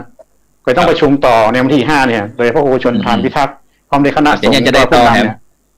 ครับผมก็ต้องมีโครงการตอนนี้มีเงินในบัญชีเข้ามาวันนี้เปิดบัญชีไปเลยเป็นกองทุนเพื่อจะได้สร้างในปีหน้าต่อไปแล้วก็มีร่างด้วยครับร่างว่าบุคคลใดที่จะได้รับการช่วยเหลือห้องครับอาจารย์ก็มีกฎกติกากลางสำหรับผู้ที่เขาจะไปช่วยต่อไปครับวันนี้วันที่5กันยายนนี้จะประชุมคณะกรรมการกลุ่มผู้นำทั้งหมดเดี๋ยวเขาจะมาตกลงว่าร่างเนี่ยเหมาะหรือยังที่จะสามารถเป็นกฎเกณฑ์สำหรับไปตัดสินนะไปสำหรับผู้ที่จะได้มีการช่วยเหลือในปีหน้าต่อไปครับผมครับผมนี่ก็ท่านอาจารย์พระครูฮิรันสุภัทดาก็ได้คือกบรรดาท่านผู้ฟังได้รับฟังว่าในการทำงานในปัจจุบันเนี่ยนอกจากจะเรื่องมีการบริหารการจัดการการวางแผนแล้วที่สำคัญคือเรื่องภาคีเครือข่ายอย่างที่ท่านอาจารย์พระครูฮิรันสุภัทดาเนี่ยต่อไปนี้ผมเสนอเนี่ยว่าต่อไปเขาจะต้องมีเครือข่ายช่างปูนช่างเชื่อมช่างไม้นอกมีหมดแล้วครับอาจารย์ครับตอนนี้มีช่างไฟข้อมูลอาจารย์ช่างแอร์เพราะว่าที่นี่มีทุกช่างครับเฟอร์นิเจอร์มันมีข้อมูลนะครับที่นี่ขาดแค่เขาจะเชื่อมไม่ได้หาปัจจัยมาเป็นต้นทุนในการสร้างเท่านั้นนะครับอาจารย์แมนสุดยอดครับนี่คือภาคีเครือข่ายซึ่งปีนี้ก็เช่นเดียวกันบรรดาท่านผู้ฟังท่านผู้ชมบอกว่าจะหน่วยงานไหนอย่างที่โครงการหมู่บ้านรักษาศีล5เขาสดๆร้อนๆนี่ก็เช่นเดียวกันปีนี้ทางคณะกรรมการโครงการหมู่บ้านรักษาศีล5ก็เน้นภาคีเครือข่าย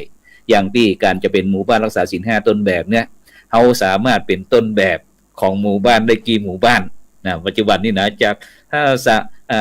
1 ถึง 4หมู่บ้านเป็นระดับดีถ้า5 ถึง 6นี่ดีเด่นดีมาก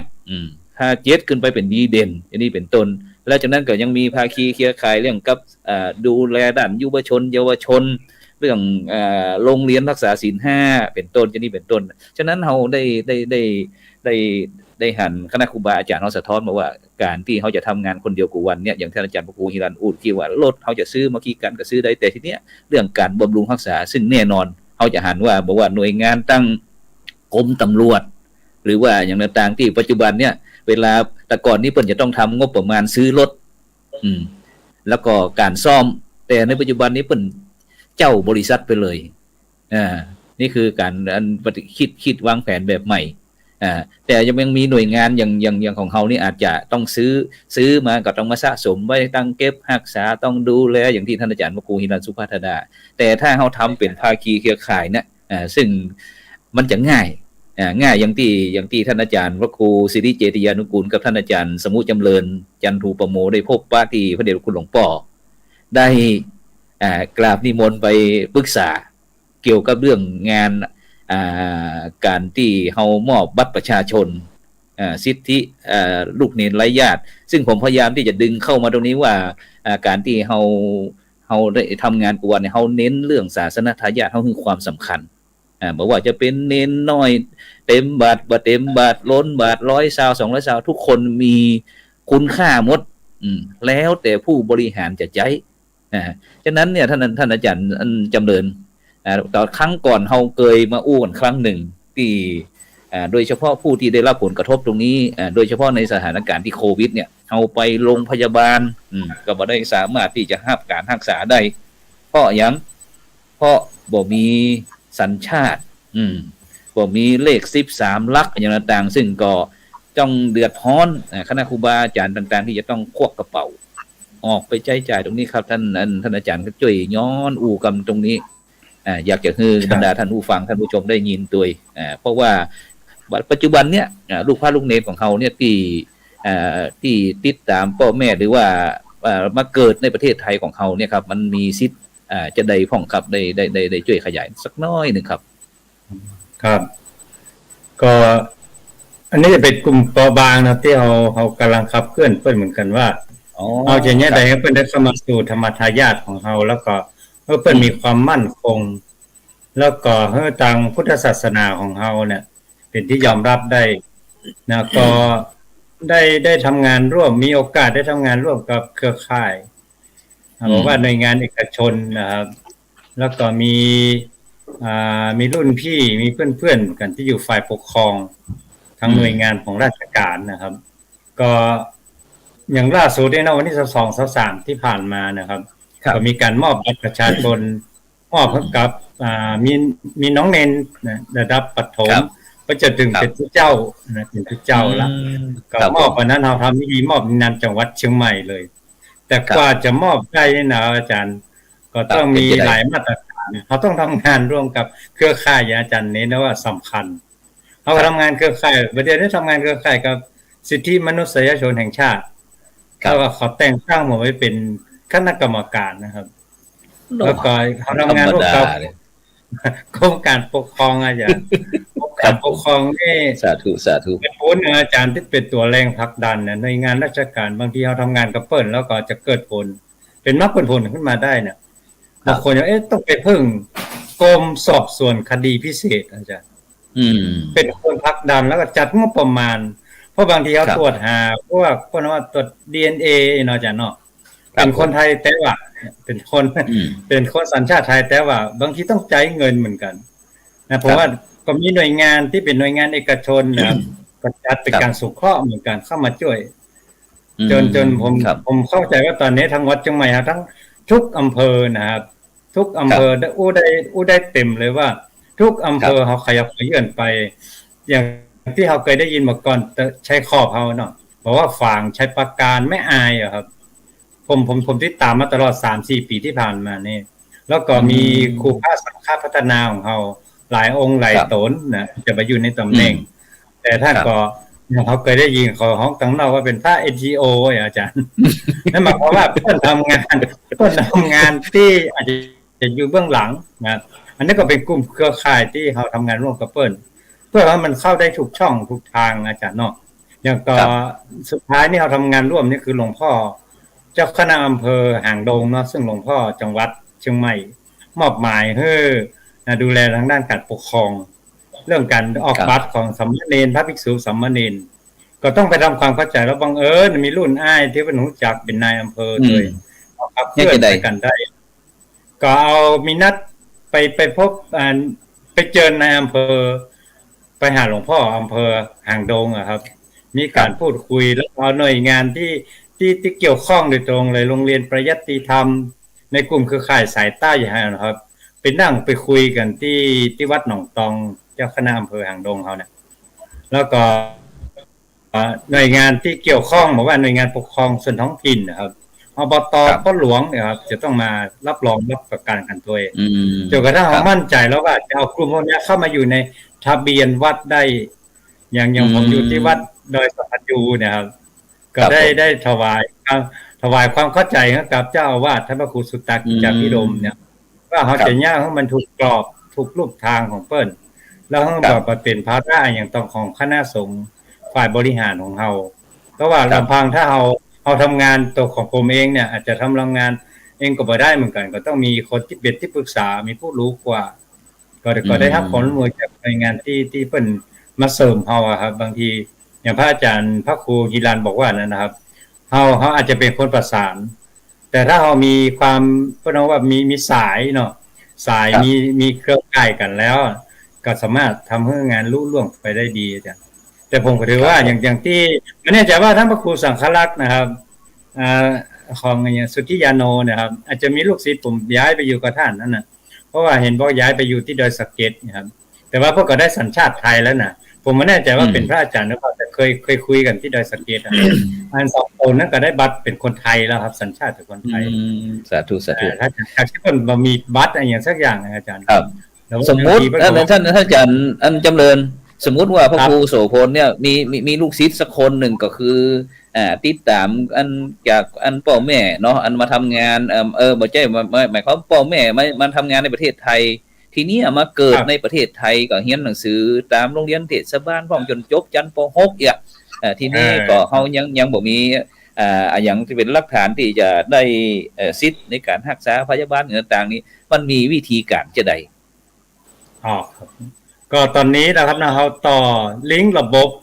คือไปทำงานร่วมกับฝ่ายปกครองกับฝ่ายกระทรวงศึกษาธิการนะอาจารย์ตอนนี้เพิ่นลิงก์ข้อมูลแต่ก่อนนี้เพิ่นว่าหน่วยงานปกครองมีหน้าที่ออกบัตรนะดูด้านความมั่นคงการศึกษากระทรวงศึกษาธิการเพราะว่าอันนั้นมีสิทธิ์นะรอนแรงงานข้ามชาติ แรงงานต่างด้าวแล้วมันมีสถานะมีสิทธิ์เรียน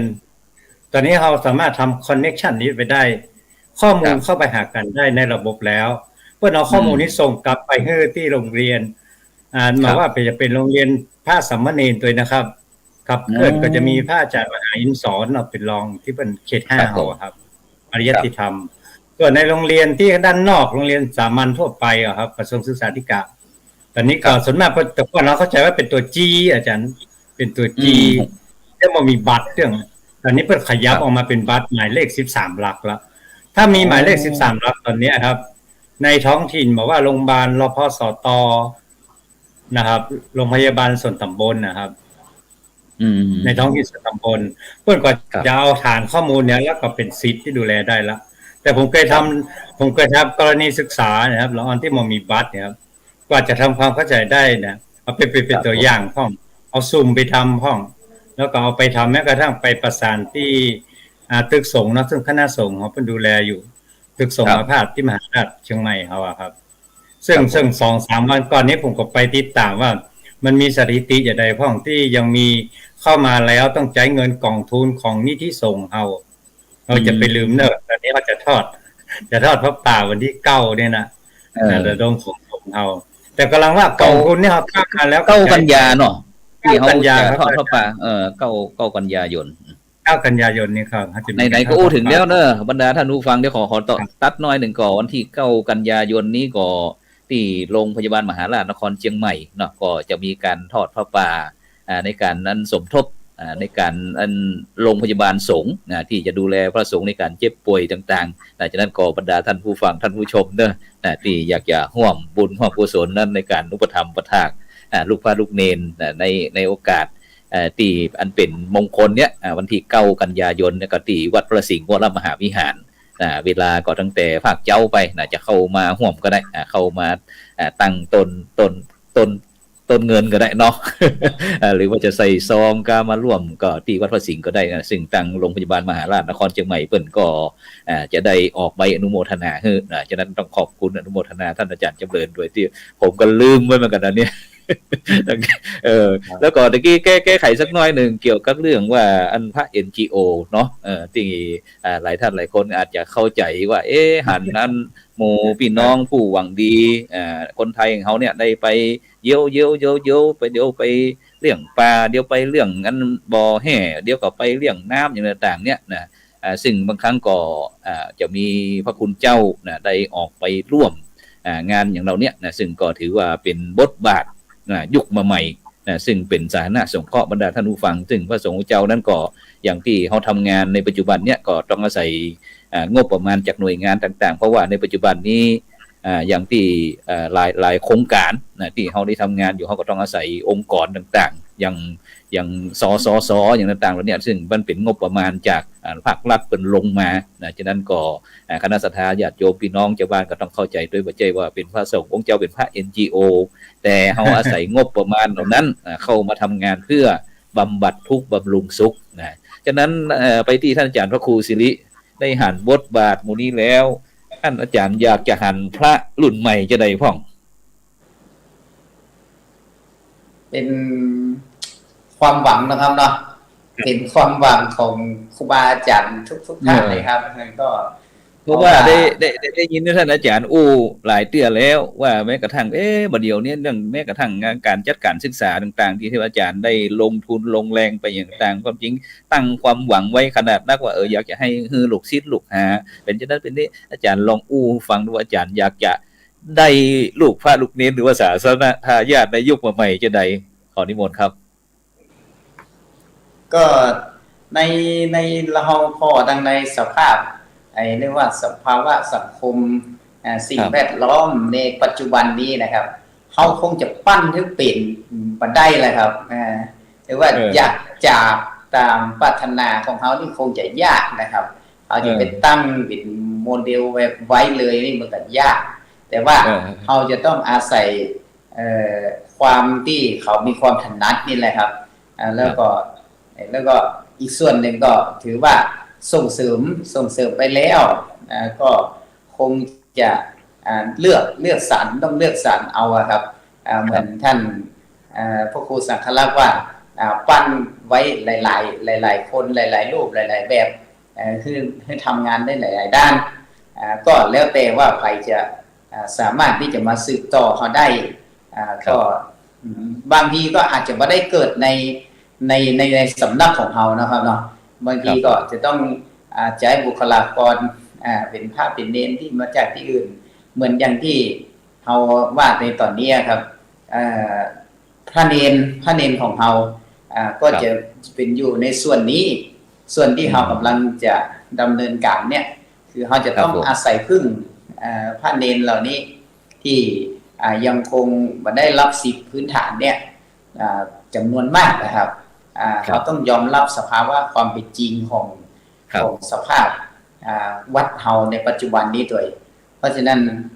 ครูบาอาจารย์ที่หลวงพ่อเจ้าวาดทั้งหลายก็ดีที่เฮาทุกวันนี้มีลูกเนรไว้ดูแลเอาไว้ช่วยแบ่งแหงนะช่วยเบาแหงนี่นะ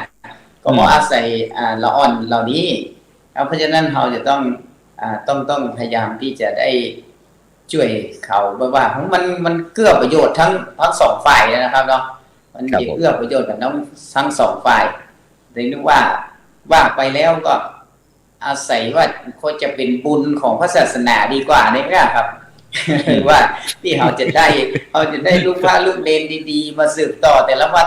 นี่นะท่านพระครูฮิรันนะครับนะมีหินเกิด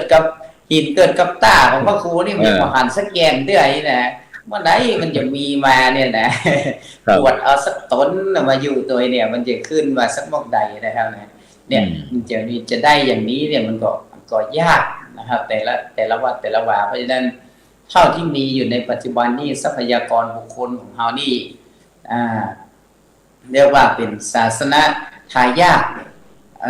ที่จะมีความพร้อมหรือว่าจะมีเป็นไปตามรูปแบบที่เราคาดหวังไว้นี่ก็คงจะไม่ได้ติ่ม100%นะครับแต่ว่าขอให้ได้เรียนรู้แล้วก็มีความฮักแล้วก็มีศรัทธาเข้ามานี่ก็ต่อไปนี่ก็คงจะเป็นในรูปลักษณะนี้นะครับครับผมครับซึ่งมีบรรดาท่านผู้ฟังท่านผู้ชมถามมาใจคือผมถามบอกว่าในปัจจุบันนี้คณะสงฆ์ของเฮานี่จะเน้นเรื่องการสอบได้นักไปก่อแต่เฮาบ่ได้เน้นสอบแล้วได้เรียนแล้วเฮาจะมาเรื่องการทำงานเนี่ยครับบ่ได้สอนให้คนทำงานเป็นเนี่ยอันมีรูปไหนครับนิมนต์ครับที่จะช่วยเสริมเติมเต็มตรงนี้ครับหมายความว่าคณะสงฆ์เขาเนี่ยมีแต่เน้นเรื่องการเรียนแล้วสอบได้แต่เฮาบ่ได้เป็นเน้นเรื่องการคนที่จะมาทำงานอย่างนี้ครับเลยบ่มีคนทำงานนี่ครับมีรูปไหนที่จะตอบนี้ขอนิมนต์เลยครับผมเหลือเวลาแห่ง5 นาทีคนละนิดคนละหน่อยครับนิมนต์ครับท่านอาจารย์พระครูฮิรันเอาของผมนี่มาคำถามนี่มันตอบจัดลำบากนะอาจารย์นะเพราะว่าของเขาเนี่ยพระเนรเขาเป็นมีเป้าหมายตรงไหนนะครับถ้าเห็นพระเนรหนุ่มๆนี่ก็เป็นมาเรียนหนังสือนะอาจารย์เนาะแต่ถ้าเป็นรุ่นอายุนักขึ้นไปก็ต้องอยู่วัดอาจารย์ต้องเลือกดูว่าพระเนรเขาอยู่ในส่วนใดในเรื่องของการที่ว่าจริงการฝึกฝนก็ฝึกทางของที่นี่ก็ฝึกเป็นผู้นำบนอาจารย์นะเพราะผมต้องเวียนกันเป็นผู้นำเพราะผมยึดผมไม่ได้ยึดเต็มตัวผมเนี่ยเป็นพระเอกที่ว่ากี้นะแต่ทุกคนต้องมาทำงานได้เหมือนกันหมดเนี่ยแต่ทุกคนที่ออกจากนี่ไปต้องได้รับบทเรียนหมดเลยอาจารย์ตั้งแต่ต้นทั้งหมดนะกลางระดับแล้วแต่อนาคตของนั่นนะที่เขาต้องเลือกไปฮะจริงการทำงานมันผ่านกลไกของมันหมดแล้วครับตั้งแต่การเรียนหนังสือเป็นช่วงชั้นนะมัธยมสามัญปริญญาครับอาจารย์นะพอสุดท้ายมาถึงปริญญาปุ๊บเขาสอนเขาเต็มที่แล้วบางครั้งเขาก็อยากให้เขามาทำงานแต่เขาก็ต้องมีภาระหน้าที่ที่ต้องได้ออกไปจากตรงนี้ไปเนี้ยมันก็น่าคิดเป็นส่วนหนึ่งตรงนี้ครับนิมนต์ครับท่านอาจารย์พระครูสังฆลักษณ์ครับช่วยเสริมเติมเต็มนะครับหัวข้อเดิมเนี่ย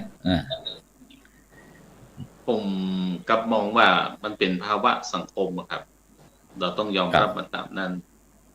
ผมเสริมท่านอาจารย์พระครูสิริเจติยานุกูลนะฮะว่าบุคลากรทางด้านพระพุทธศาสนาตอนนี้ลดลงอย่างมากลำพังคนจะสืบต่อพระพุทธศาสนานะฮะโดยเฉพาะพระภิกษุสามเณรบางครั้งเขาต้องยอมแก้เงื่อนไขเดิมๆเลยฮะ คำว่าแก้เงื่อนไขเดิมๆยังใดอย่างเช่นแต่ก่อนนะฮะเอาตั้งเงื่อนไขไว้ว่าก่อนคุณจะบวชคุณต้องมาอยู่วัดก่อน1 ปีเป็นฆโยม